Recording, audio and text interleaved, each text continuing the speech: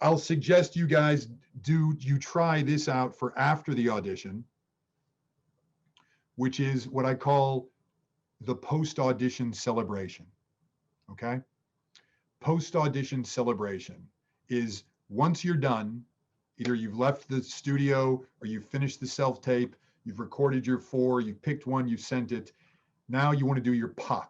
I call it POC, post-audition celebration, which is giving yourself a treat. Okay? Celebrating the fact that you did it. Not that it went great, not that you booked it, not that you feel amazing, but just the fact that you did it, that you imperfectly followed your steps and you showed up.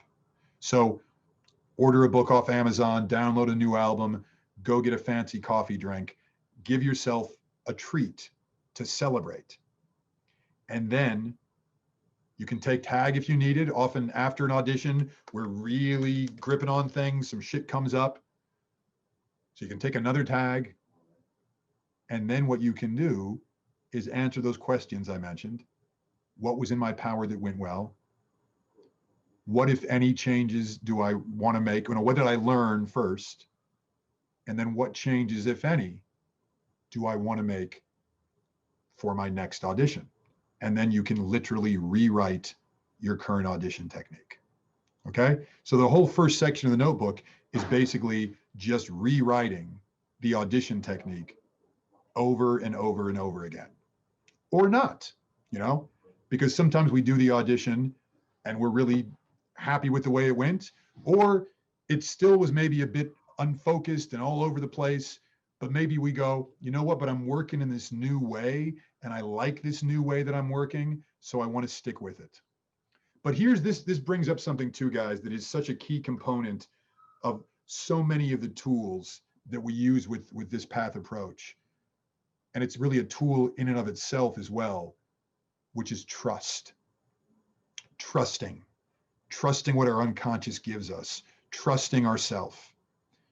Everyone wants, the ego wants the right way. What's the right way? Was it good? Will someone just tell me I'm good? They can't tell you. No one will tell you. I mean, they will, but you won't know if they're telling the truth. You will never know. You want to do it for your own good pleasure. That's what Marcus Aurelius says. Do it for your own good pleasure.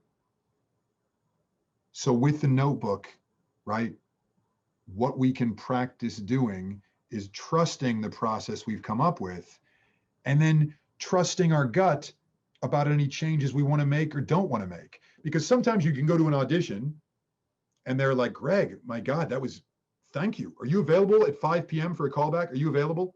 If we get that response, I'm probably not changing nothing. It's like, okay. If I go into an audition and they tell me, was that your first time ever auditioning for something, honey?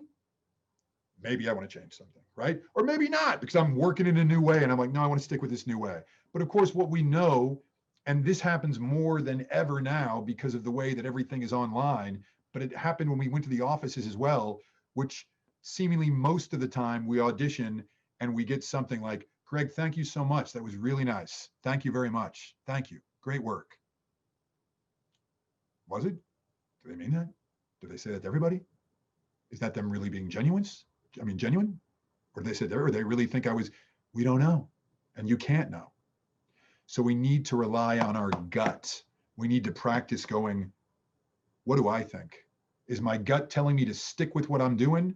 Or is my gut telling me I want to mix it up? And then you make a choice and you go with it. But this is how we become artists. This is how we become craftspeople, okay? By making imperfect choices, by testing things and getting more information. A scientist runs a hypothesis. The hypothesis is never right. The scientist knows their hypothesis is not going to be right. It's never right. They just run it and it fails and they get more information and they create a new hypothesis. That's what we're looking to do.